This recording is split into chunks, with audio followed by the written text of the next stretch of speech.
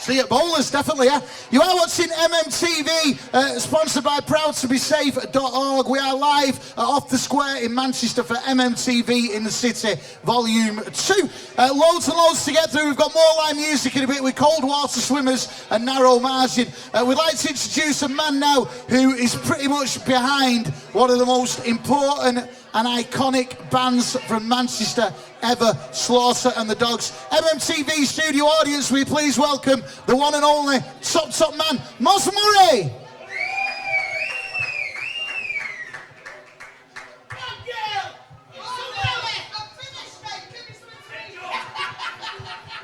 Sit down, Moz, just shove Rowetta up there, just shove her up a bit and, you know. Okay, where can I'll put my beer down here. Hiya, Dave. MMTV Manchester. This, everybody, is Moz Murray, who since 1976 was a big friend and supporter of Slaughter in the Dogs. In 2000 he became the promoter, and for the last 20 years he's worked tirelessly with the band. This is Moz Murray. Moz, how are you doing, man? I'm alright, Dave. How are you doing, pal? Cheers for taking the time out to join us today. Hands, yeah. Is that proper like okay. That's that now, isn't it? That's it, yeah. Coronavirus and all that. I've got to say, Dave, I feel like a fish out of water here, because every time I've been interviewed in Manchester, I've always been advised to say no comment. So this is going to be the first one where I'm going to be honest and give answers. Well, you're on MMTV, you could say whatever the fuck you want, okay, right? Mate, we're rock and roll television in Manchester. And do you know what? A fish out of water, you've got stories to tell that people in this room and watching at home could only dream of, so we can't wait to hear them. But can I just ask one thing, mate? I feel a bit uncomfortable. The seat is great, but that man there, Joe Strummer, a personal friend of mine, God rest his soul. Joe Strummer over there? Can I take that cushion off there? And if I could place you make yourself at home. Anything else you want to do before we crack on? I just want to place it over there, mate. Okay, is that okay? Yeah, put that straight there. Do you know what I mean? That's our pillar, that. I want it in the middle, mate. If you didn't I'll tell you what. Hang on. I'll tell you what. We need to get on with this. Put that there. How's that? Fantastic. Cheers, Dave. Me, you, and Joe Strummer. Right, let's crack on. Let's crack on. Right, Slaughter and the Dogs. Tell us about the history of the band. Slaughter and the Dogs, a band from Wythenshawe, mate. 1975, 4 young lads. Took the world by storm, to be truthful, or certainly took Manchester and the UK. Went out on one of the first bands ever to release an independent record on Rabid Records. Rabid Records eventually went on as a springboard to Factory, hence your poster behind you and whatnot. We'll talk more about that independent record in a minute. What got you into the band, though? What are your first memories of hearing Slaughter and the Dogs? Slaughter and the Dogs started off as a glam rock band. I was into Bowie. They were a great cover band doing Bowie stuff, Roxy music, all that kind of era. And as a young 15-year-old kid in Wythenshawe, it was great to see local lads doing that kind of stuff. They then went on to be invited onto a very special gig that's made a massive impact in Manchester music history. The way we know music and Manchester music now, we wouldn't know it without that gig. For those that don't know, Slaughter and the Dogs were one of the bands who supported the Sex Pistols at that massive iconic gig in 1976. How on earth did a band from Wythenshawe end up on that bill? Okay, Pete Shelley and Steve Diggle from the Buzzcocks at the time originally put on a gig with the Sex Pistols at Leicester Free Trade Hall in probably the May to June of 1976. About 20 people turned up for that gig, but if you listen to people in the industry today, they say they was at that gig. There were 8 million people there. 8 million, exactly. I swear I was there. I wasn't there, I must admit. I couldn't afford a 2p bus fare from Wythenshawe on a 102 all the way to Manchester, but I was a kid. Malcolm McLaren agreed to let the Buzzcocks give it another try, but they needed to find a band that had a big following. The big following was Slaughter and the Dogs. They were making waves in the pubs and clubs around Manchester, and they had a good following. So they were invited on the bill. Slaughter and the Dogs not only wanted to be on the bill, they actually stole the bill. All the posters that went around Manchester, the headlines was Leicester Free Trade Hall, Slaughter and the Dogs, Sex Pistols, plus support. The Buzzcocks didn't even get a mention by name. And Pete Shelley, God rest his soul, he never forgave Slaughter Dogs management for doing that. And I've just got to add one more thing. Last year, the original poster for that gig sold, and it's there on the insert to look at, for £18,500 plus tax. It has become, without a doubt, one of the most important gigs in music ever. If you know, there's not many gigs as important as that particular gig. On that night, did Slaughter and the Dogs know? Did they know on that night how important it were going to become? At the time, they were doing cover versions. They listened to the Pistols. He came away and he thought, "Hang on a sec, we've got to have a go at this. We've got to write our own stuff." And hence, they were termed as punk rock. Street punk, glam rock, call it what you want, it doesn't matter. It's rock and roll. Slaughter Dogs went away, and that's when they wrote a classic, all-time classic, Cranked Up Really High. Well, which leads us nicely on to the next part. Slaughter and the Dogs were, without a doubt, one of the first ever bands to have a record released on an independent label, which then led to them being signed by one of the biggest record labels in the world, Decca. What happened? How did that come about? Right, okay, obviously they released that, Cranked Up Really High on Raven Records, first independent label, and produced by Martin Hannett, one of the first songs that he did. Decca A&R men got to hear it, decided to approach Slaughter Dogs. They were on every label at the time was after punk bands because of what was happening with the Sex Pistols jumping from one label to another to another. So they approached Slaughter Dogs. Slaughter Dogs had been kicked off the dole back up in Wivenshaw, probably 6 months before that. So when they got the big money signing deal, they decided to do the signing right outside that same dole office in Wivenshaw, Wavell Road in Wivenshaw. Tony Wilson, again, God rest his soul, he turned up to report for Grad Reports. It was amazing. These were 4 kids from Wivenshaw. Do you know what? The one thing about Slaughter and the Dogs is they certainly haven't been forgotten in music history. There's so many biographies, you know, people telling stories about bands. When bands are doing interviews, they mention Slaughter and the Dogs. Do any of the lads still keep in touch? The last few years I've seen Manny at the gigs turn up when Slaughter, because Slaughter Dogs have continued in some format since 1996. I've seen Manny at a couple of gigs. More recently, last August, Johnny Marr turned up at one of Mick Ross's gigs here in Manchester. So yeah, there are, and you know, Billy Duffy from the Cult, he keeps in touch with lads. There's a lot of people that still keep in touch with these guys. They do get mentioned a hell of a lot in biographies and stories about bands and stuff like that. 5 years ago in 2015, it was the 40th anniversary of the band. The full original lineup got back together, and you know, who played on that original album, Dog Style, on Decca Records. How did you end up getting all that lineup back together, the original lineup? The original Slaughter Dogs split up in 1978. They reformed with a different lineup in 1979. That lasted till just after 1980. Then nothing was heard of Slaughter Dogs till 1996. 1996, the lead singer and Mick Rossi decided to get back together. They were invited to headline or co-headline a big punk rebellion, a big punk festival in Blackpool called Rebellion. Rebellion, yeah. Okay, so since then, Mick and Wayne have always stuck together and carried on under different formats, different musicians in the band. But I started plugging them probably 2000, the year 2000, Miving, just to do the one-off gig with the original lineup. The original drummer, Mad Muffet, Howard Bates on bass. And every year I got a knockback, and then I think it was, 2014, I was in Canada. And believe it or not, I was over there. The Happy Mondays were playing in Toronto. Slaughter Dogs were over there as well. Not on the same bill, but I went over to see them. And they finally agreed at the time, because 2015 would be the 40th anniversary of since they first started. So they agreed to do it. And you must have been buzzing with that. I was buzzing, but it cost me a fortune. Do you know what? One thing I do want to ask you, right, is for years and years there's been a rumour going around Manchester that this lad called Stephen Patrick Morrissey auditioned for Slaughter and the Dogs. You're here, no one knows Slaughter and the Dogs more than you. Is that a true story?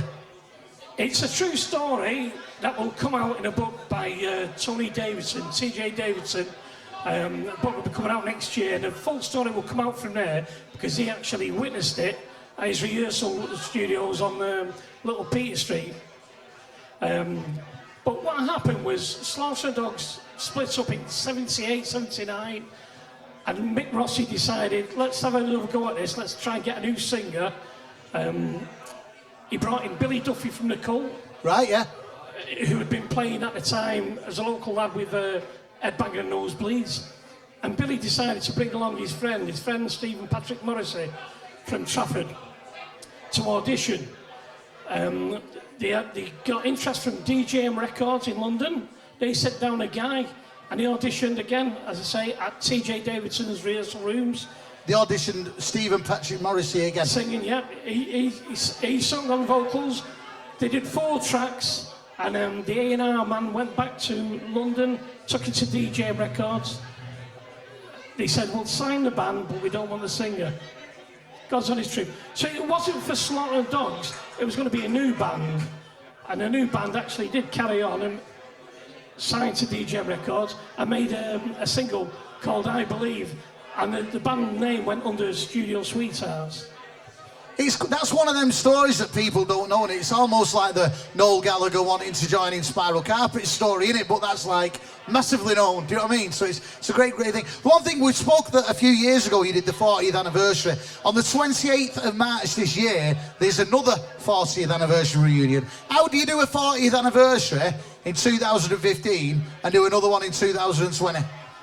The one in 2015, as I said, was the original 4 that started out in Wythenshawe and released Do It Dog Style on Decca Records.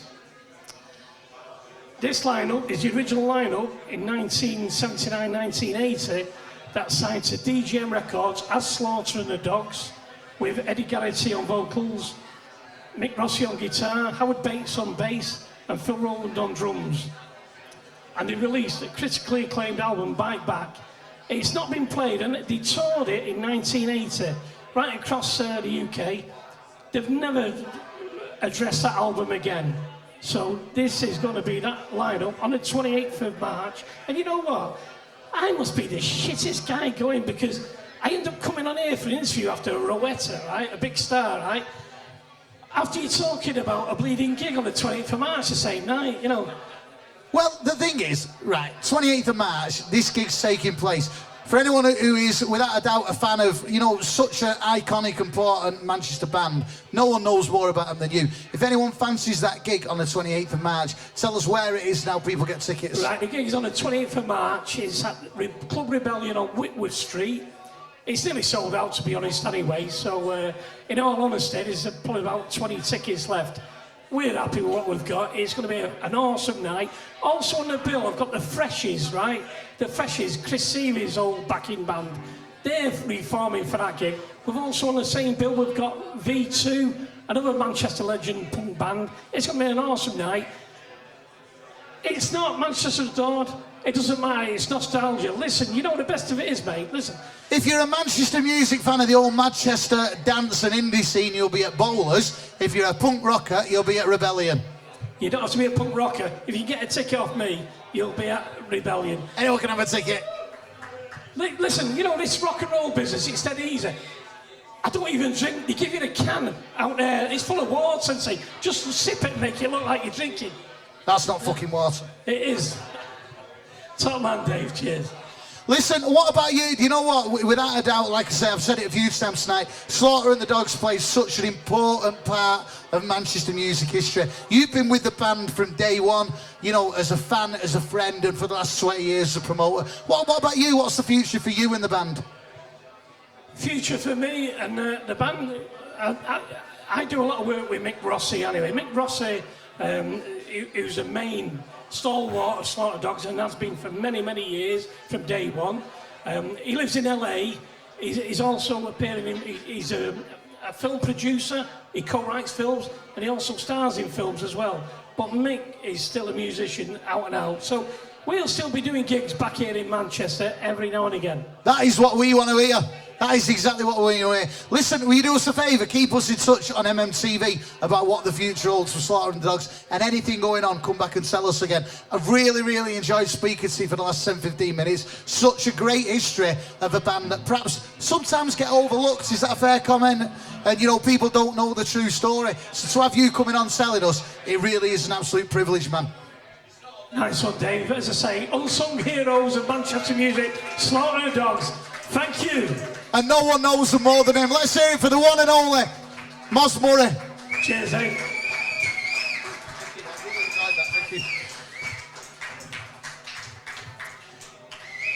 You are watching MMTV Manchester. We are live in the City Volume 2 off the Square in Manchester, and we are sponsored tonight by ProudToBeSafe.org. Once again, spread the word, share this as much as you possibly can, and let's get this Manchester rock and roll channel all around the world, because that's exactly what we're doing. It is a time now to welcome a band who are no strangers on the Manchester music scene. It is an absolute pleasure to have them back with us. MMTV, please welcome the absolutely amazing Cold Water Swimmers.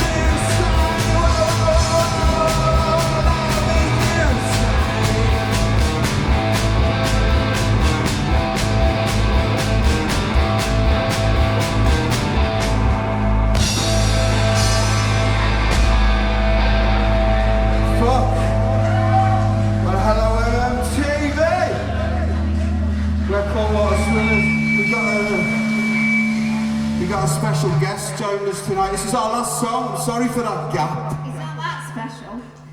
But we've got Aziz Ibrahim, everyone. He's joining us for this last song. It's called I Love You, I Hate You.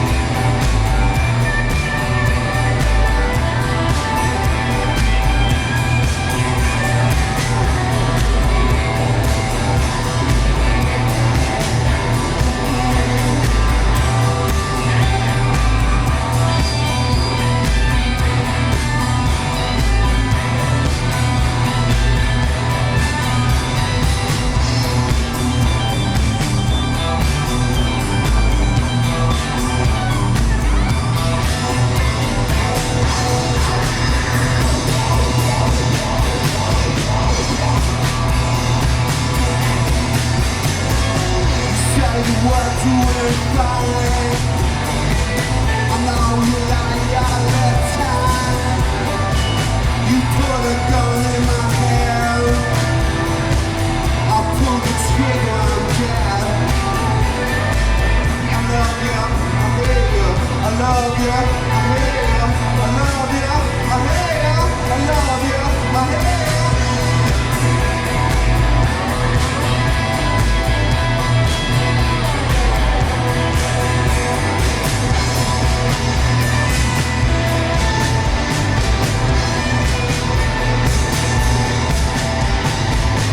Got my face on the bus.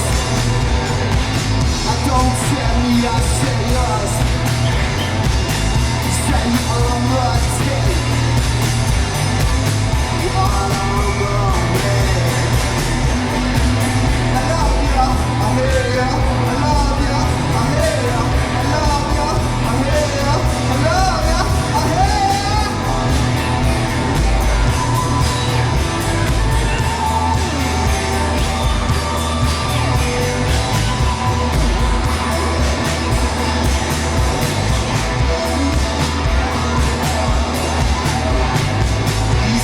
What you am fine. I know you lie all the time. And I know you're not right. It's all tight, tight, tight.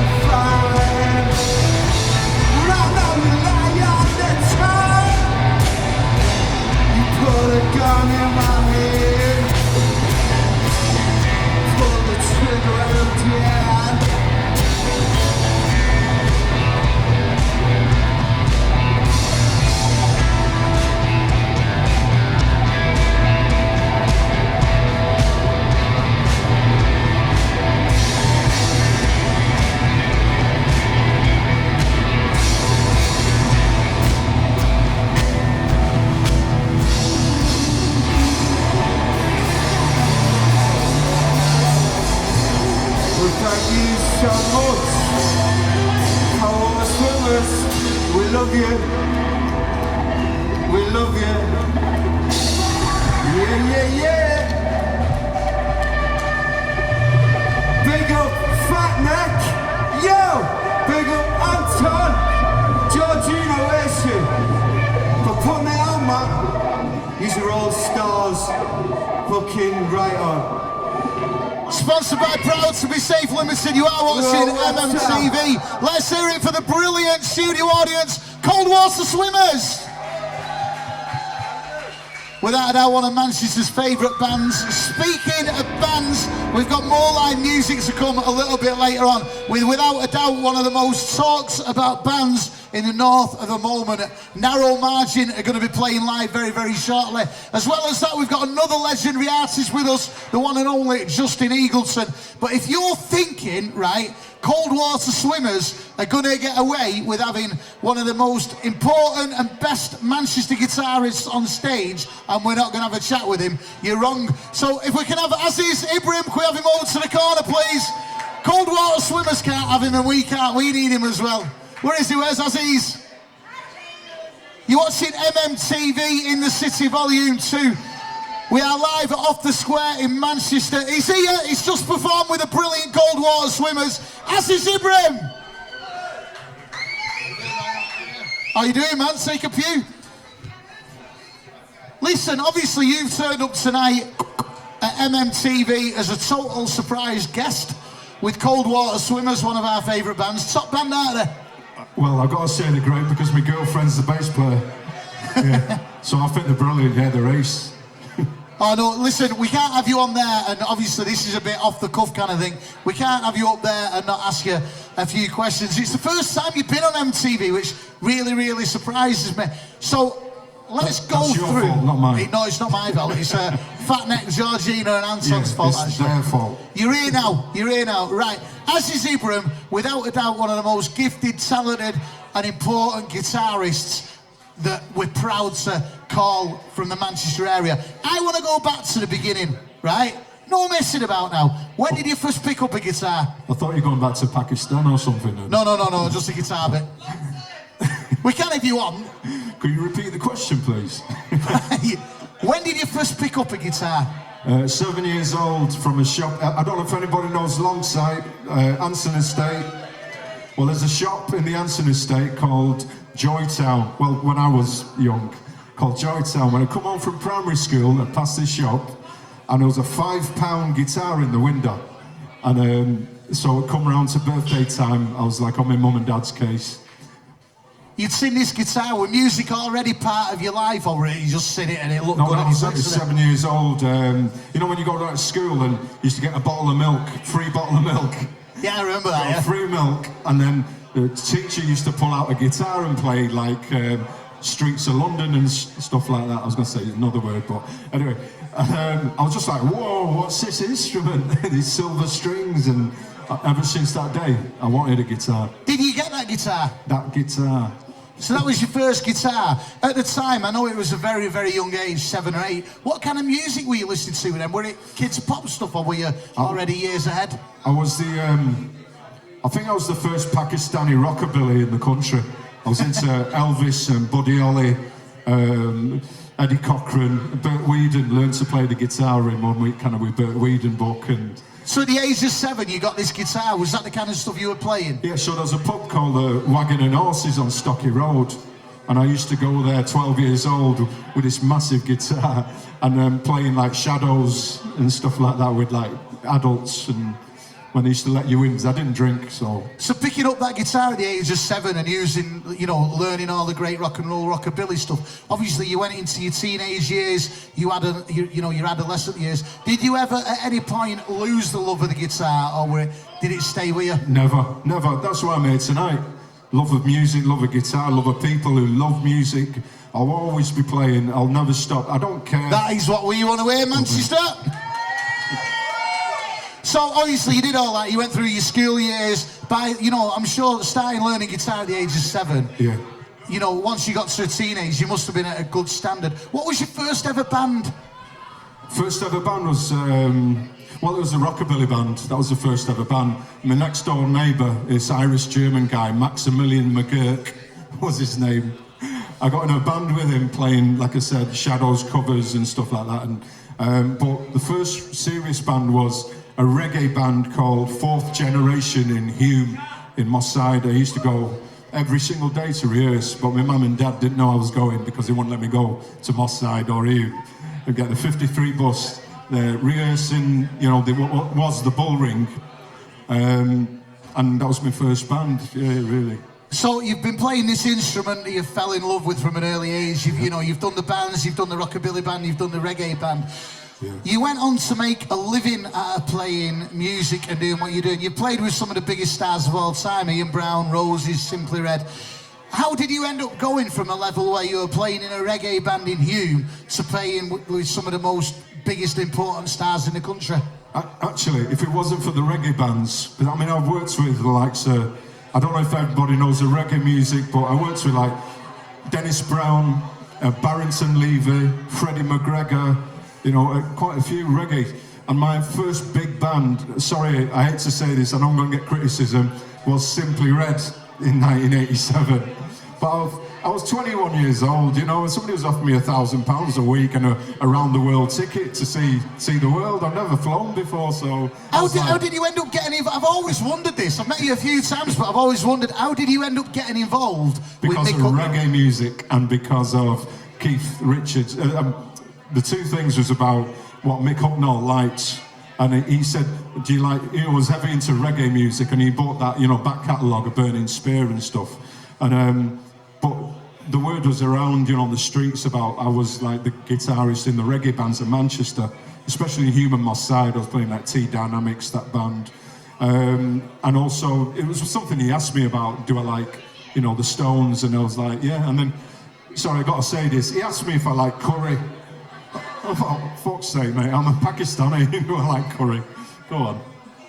So you did that, and obviously, you know, the one thing listening to you there, though, is people, the whole reggae scene in Hube and Moss Side, it was massive, wasn't it? It was such an important thing. Yeah, you could go to a blues, couldn't you? You go to clubs in town or wherever, and then you could just go, don't want the night to end, so you went to a blues in Hube on Moss Side. Just great nights, and it was, to me, it was dangerous because I was such a, you know, polite and kind of nice boy. So you did that, and obviously you did the stuff with Simply Red, and you know, you're one of them people I could sit here with for hours and hours talking about your career. Obviously we've not got that time. So you went from Simply Red, then the next superstar band, major band you played with was with the Roses. How did that come about? No, it wasn't actually. Oh, hang on, who were next then? Then I was in Asia. Of course, yeah. I was in. That was after Simply Red, wasn't it? And I was kind of, but I just didn't have the hair. And I didn't have the shoes, and I didn't have that blue jewellery they wear. I don't know what that blue, whatever that's called. Did you enjoy that time? I forgot, you know, I'm missing Asia. Did you enjoy that time in Asia? I love music. I'm not prejudiced in that way about what kinds of music. I don't care whether it's Vietnamese, Balinese music. I'm big in Bali, by the way. And you know, it's all just music to me. It was an education, playing like Heat of the Moments and you know, great songs by Asia and things. One thing I've got to ask is, going from bands like the reggae bands to, you know, obviously Simply Red and Asia, then to Ian Brown and the Roses, how different was it being in a Manchester band like the Stone Roses? You're laughing, compared to anything you've been in before? It's really difficult to answer that question. You can say what you want, it's MMTV. Let's have it. Well, put it this way, you know, to join the Stone Roses, I knew you... How is this about you and not cold water swimmers? How have you turned this into your thing when it's our thing? Help! How have you fucking took over? I love you and everything, but it's like, do you know what? You're like the sideshow, Bob. Sideshow. Really? He is, but he's here. We're not like having a chat. I know. You're MMTV regulars, he's not. Excuse me, this is our show, that is. Can we carry on talking to him or what? No. Come on, ask me something. Right, what I want to know is, how different was it for him in the Roses compared to like Asia and Simply Red? Why would you want to know that? Why? Because we're interested. Why? It's boring. It's absolutely boring. Why would you not ask us about being women in the 80s and 90s in the music business? What was that like? Tell us that then. It was fucking shite. It was awful. It was like, who are you going to shag? Do you think that the music scene has changed and is more acceptable for women now? No. Are you, Honestly, as cold water swimmers, going to do something about that? No. Well, we will kick their teeth in. Yes, we will kick their teeth in. No, it's like, you know, like it's like a little bit better, but we've got 1,000,000 miles to go. A lot of the festival. Oh my God! Who asked him? Who asked you? Sit down. What's going on here? Do you know what? I do want to ask you one question going off that though. A lot of the festivals at the moment are obviously doing this thing where. Get up! Where they're saying, you know, a percentage of their lineup's got to be women. Is that a good thing, or is it a bit over the top? No, I think it's a brilliant thing. We're completely disadvantaged from the word go. No,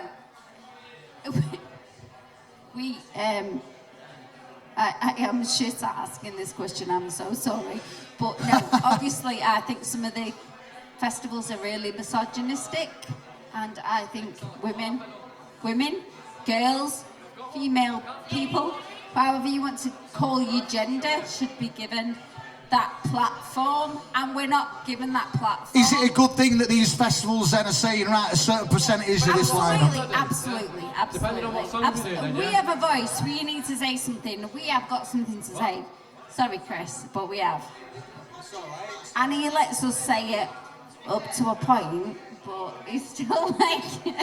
Well, I'll tell you what, cold water swimmers, thank you so much for joining us today. Thanks for having us, man. Thank you. Right, and you're telling us to fuck off, right? You know. Basically, you're all the time. You're here all the time. Fuck off, because you want to talk to us. You know we love you. We know you love you. We know you love you. No. Love, say something and I'll keep teething. Even Rowetta didn't get stage invaders. Look at you, Aziz. What's the future hold for? Obviously, you're doing bits with the Misses, cold water swimmers. What's the future hold then? Just, I'm actually working with different art forms. I know I'm going to get all arty-farty on you now, but I like working with people who do visuals, filmmakers, dance, drama. I'm just learning new trades to create new pieces of work. You still continue with the music though, and every time you do a gig in Manchester, it's always quite a big event. Everyone talks about the fact that Aziz is doing a gig in Manchester. Have you got any plans of doing anything else? Or? I don't know if it's a big event or not. Most of my people talk about it, believe me. Okay. I'm kind of living in my own world. I just do small events, really. But I'm just trying to break new grounds. I mean, as Carrie and Selena have pointed out, it's maybe there's this thing about marginalised peoples, you know, and you know my origins, so I just try to do different things, you know. I know it's great to have lived through the Roses and then through that era of Ian Brown's solo career, you know, writing, and then with Paul Weller writing songs, but I've kind of moved on, so to speak, you know, because life moves on. I'm older, learning new things, and I want to do different things. Have you any plans of writing a book and putting it all down about your career in music? You're laughing, but it'd be a top story, man. Mate, if I wrote that book, I'd have to leave the country. And I like it. I like living here. Do we want Aziz to write a book or what? A life story, but we need one. We need one. I couldn't. Aziz, honestly, we weren't expecting you tonight. You came as part of Cold Water Swimmers. I invited myself. You didn't invite me, so I invited myself. Cheers. We need you on again. Honestly, it's been an absolute pleasure. You are great. A true Manchester legend. You're here as part of Cold Water Swimmers tonight. Cheers. Aziz Ibrahim, thank you.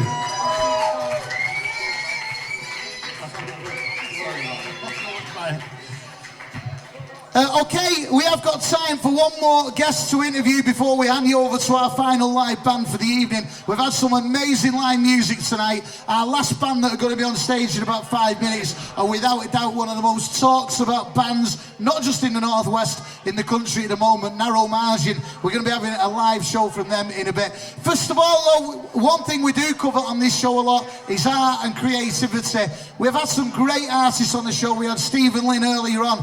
It's time for another man now. He's making his MMTV debut. He, without a doubt, is no stranger on the Manchester scene. MMTV, please welcome Justin Eagleton.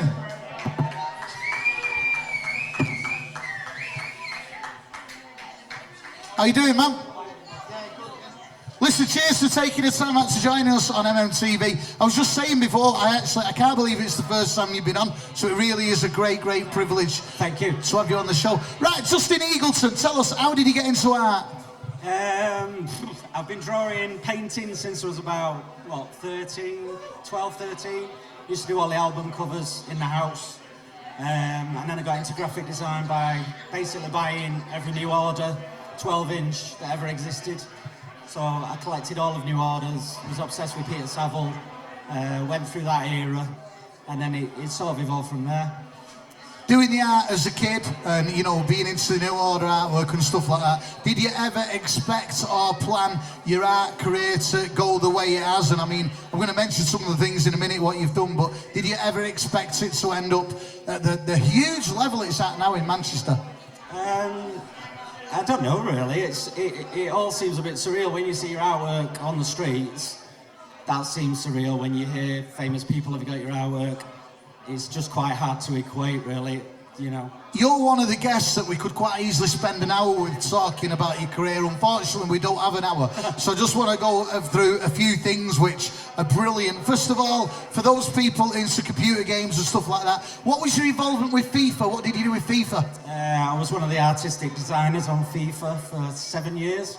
So I did a lot of the graphics, a lot of the backgrounds, built stadiums. So when my football career ended, I became a computer game footballer.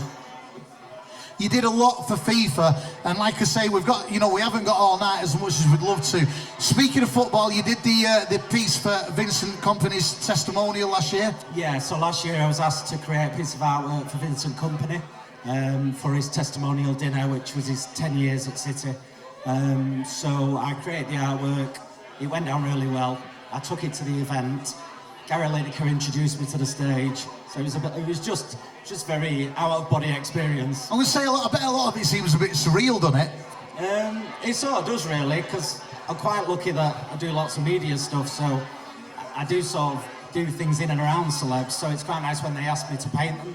A lot of your work is based around Manchester music and sporting icons. Is the reason for that because that's what you're into, or...? Yeah, I suppose so. I'm Mancunian born and bred. I've been here quite a while. I've never sort of lived anywhere else. So I like to try and give back to... I create artwork that I think people want, and I create artwork that emotes me. So, and a lot of my artwork sells for a lot of money. So I tend to give 90% of that artwork back to the charities. Now, a little bird, a little high-flying bird, tells me that one of your pieces of work is actually hung up in Noel Gallagher's house. Yeah, so... Hang on a minute, let's see it. You've actually brought... I've brought a copy of it somewhere. Where have you put it? Where's it gone? Somebody's run off with it. Here it is, it's down here somewhere. Oh no, wait, have you put it back in? So up in Noel Gallagher, the Chief's house, is a piece of Justin's artwork, which you've got a copy of here. This was a painting that I did of Noel, so he's got that in his house. Which is, again, I only found out that he took it home, and he's got it in his new house. There's millions of pictures of Noel everywhere, but that's great. So how did you do that? How's it done? What kind of art's that you've done with? That's just painted in acrylic on canvas. So that's the digital version, and I'll sell prints of it via my website. Well, we'll talk more about that in a minute, because I'm sure there's a lot of people will want one. So one of your pictures is up in Noel Gallagher's house, and if that isn't enough, you did the, without a doubt, I'm going to say world famous Hacienda print, which we have a copy of here now, which if you're in and around Manchester, if you could just grab half of that for us, Justin. This is actually on the side of the print works, and it is, I'm going to say it, and I honestly believe it, it's one of the most iconic prints, pictures, whatever you want to call it, in Manchester. This is on the side of the print works. I'm sure everyone watching and in the studio has seen this. Tell us about this masterpiece. Well, I did the Hacienda bee. If everybody remembers Bee in the City, I did the Hacienda one, which was in the printworks. So that went really well, which is over here. And then I was asked to create some artwork for within the printworks. So I created a smaller piece that was then, it just grew and grew. And I got in touch with all the photographers. So I've got Ian Tilton's photography in here, Paul Wilcan-Webster, Paul Husband, Oasis, the photographer Jill Furmanovsky. So I got to meet all the iconic photographers as well to pull this all together. It is an amazing work of art, and you really, really do need to see this to appreciate just how good and how much detail is actually on it. Over 600,000 people have seen that, and I believe you've raised a lot of money through doing this as well. Yeah, so like I said, a lot of my artwork I tend to do prints off and sell for mainly charities. So this piece sold in this format. Where's he gone? So there's only this one left in this format, but these all sold out in 5 days for raising money for Forever Manchester. You do a hell of a lot of work for charity and raising money, which we're going to talk about in a minute. Since doing the stuff for Vincent Kompany and for Noel Gallagher and obviously the Manchester stuff, a lot of your work is shown in hotels and airports, and all the work, what you do, shows life growing up in Manchester. Is that important to you to do stuff that is relevant to you? It is really. I think over the last couple of years, especially since the bomb at the arena, my niece was there, everybody went through that period of time, and I think it brought everybody together tighter. And then since then, and my dad's died in between, so it sort of given me a bit more impetus to help people within the city. So if my artwork can be appreciated by people like this, and you know, Which it is. yeah. So just seeing people looking at it in the street, I just stand across the road and I just like watching people look at it. Right, so my favourite line on my notes now is we've got the Noel Gallagher story, we've got the Manchester and the Bee story, we've got the Vincent Company story, but this man sat here next to me from his artwork in a year has raised over £45,000 for charity. That is amazing. How on earth have you raised over £45,000 in a year for charity? I've just been lucky. I've got into different events. I only sort of do events and promote my artwork for things that I'm passionate about. So Vincent Company was obviously, I raised that artwork, sold for 8,000, and that went for Tackle for Manchester, so that was 8,000 for the homeless. I did the Teenage Cancer Trust, my artwork sold for 5,000. So there's lots of, the Hacienda Bee went for 20,000, and I still don't know where it is. So if anybody knows where the Hacienda Bee is, We could do with one of them for MMTV, you know. We really could. yeah. So we'll think. Look at that, I'll put him on the spot there. Studio. Do you know what? How do you choose the charities that you raise the money for? I know. Sorry. Rowetta's just said your dad would be proud of you, and there's dead right. Thank you. Okay. Yeah. So Rowetta was at the unveiling of the Bee. So I've had a lot of support from Rowetta, Clint Boone. My dad was at the unveiling of the Hacienda Bee. And this, when I did this artwork, it took me about 12 months. So this was unveiled last summer, and my dad saw it at different stages. He was obviously going through cancer at the time, which again is another charity that I try and support. And so as my tribute to my mum and dad, my dad passed away just before this. This is brilliant, It's got, within the thousands of iconic Mancunians, to me, there's no more iconic Mancunian than my dad. So my mum and dad are sat right there. So with all these amazing picture profiles, Justin's got a wedding picture, am I right in saying, from your mum and dad there? It's my mum and dad's wedding picture because he died 3 weeks before the 60th anniversary. So yeah, it's quite an that's quite an emotional piece of artwork for me, and the fact that it's amazing, it's iconic, and it's absolutely brilliant. Your career so far, especially over the last few years, has been amazing. Not just in what you've done and where your work's been seen, excuse me, but also the amount of money you've raised for charity as well. What are the plans for the future? Any plans of an exhibition or anything like that? I'm doing an exhibition at the end of the year. I'll be doing a personal one of my own artwork. Again, doing some sort of iconic theme, hopefully getting photographers involved. But today I signed up to do a charity thing for Maggie's. So if anybody's heard of Maggie's Cancer Charity, Cancer Centre.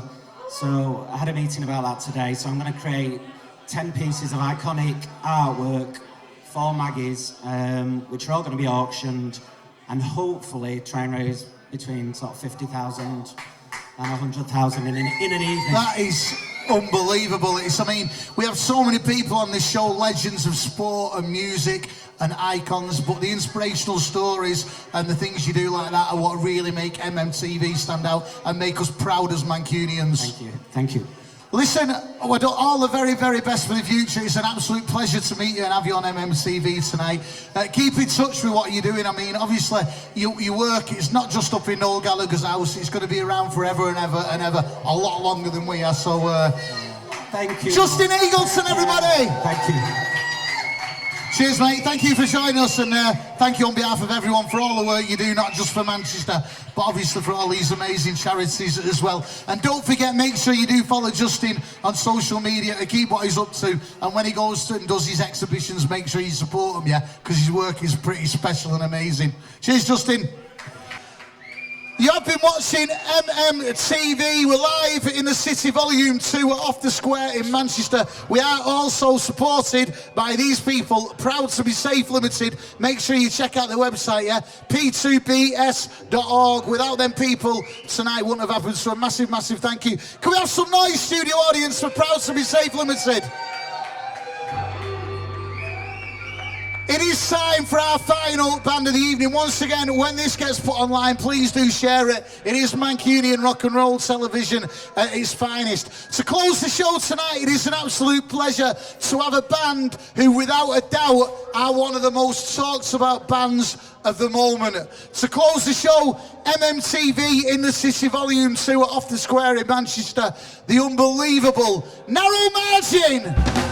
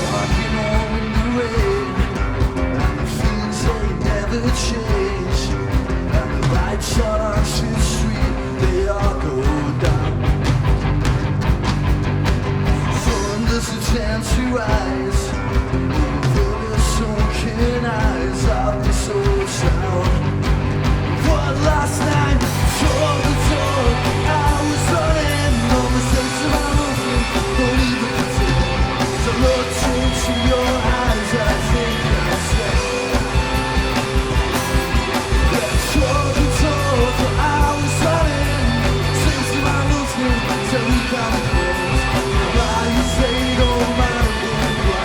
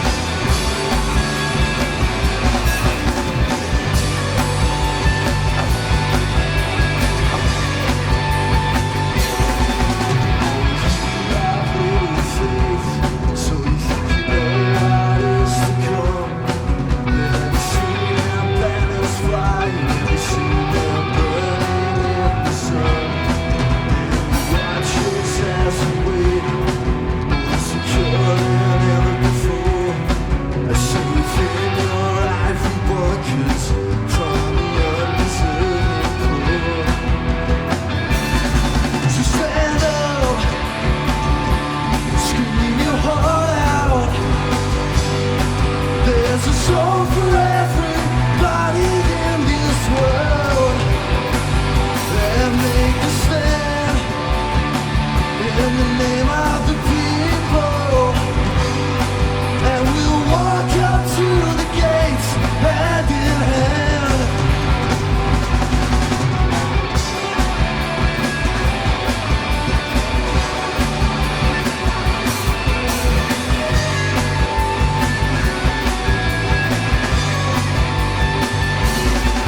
Take a breath from my hungry mouths and see shadow in the street.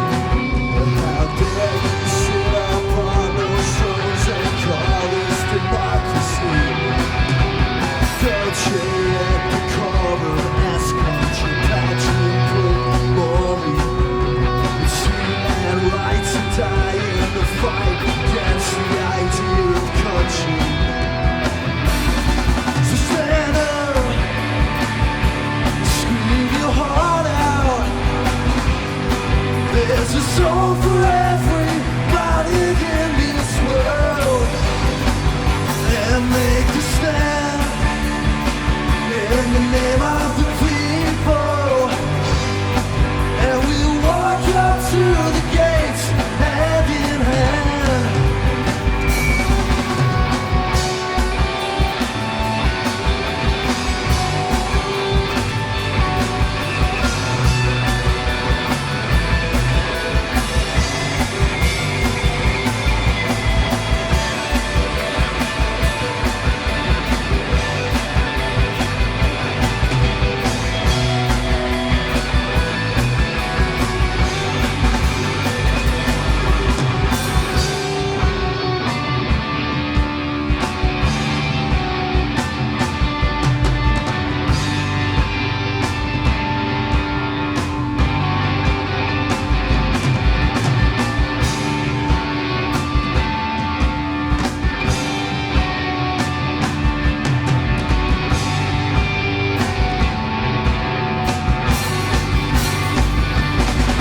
Stand up, scream your heart out. There's a soul for everybody in this world. Make a stand in the name of the people. And we'll walk up to the gates hand in hand.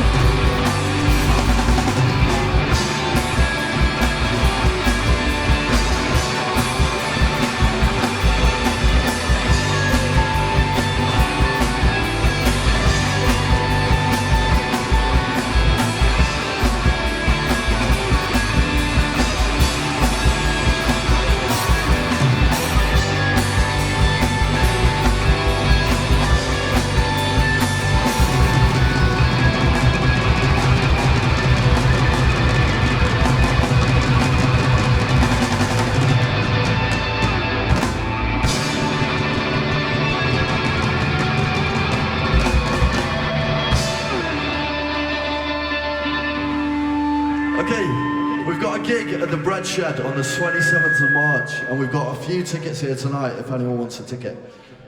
This is our last song, it's called The Kids Don't Dance.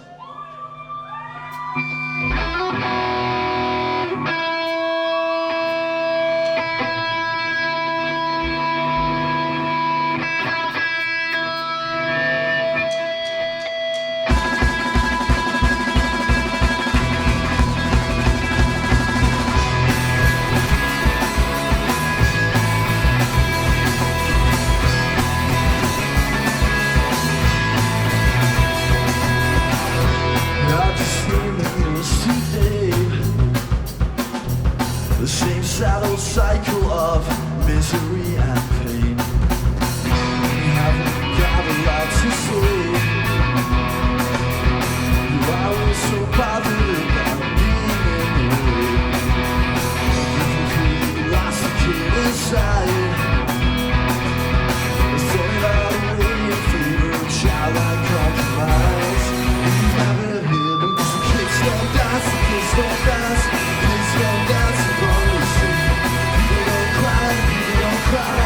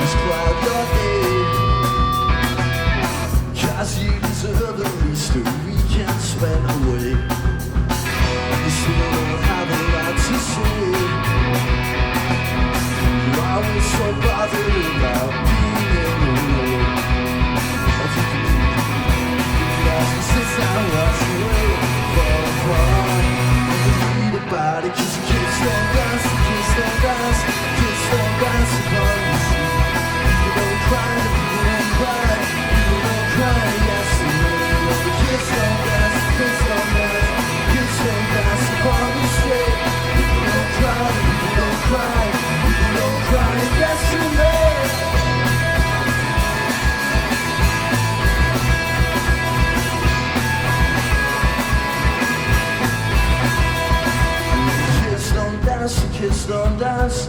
Kids don't dance, the kids don't dance. Kids don't dance, the kids don't dance. Kids don't dance, the kids don't dance. You know the kids don't dance, the kids don't dance. Kids don't dance, the kids don't dance. Kids don't dance, the kids don't dance. Kids don't dance, the kids don't dance.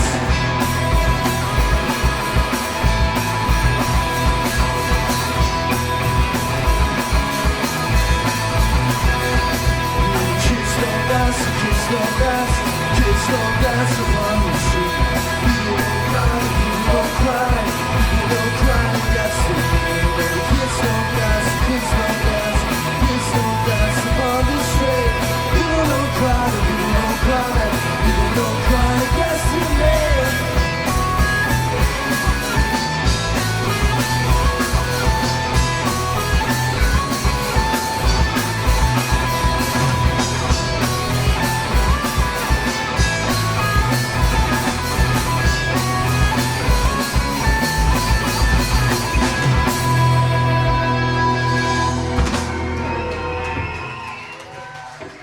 MMTV in the City Volume 2, let's hear it, Narrow Margin!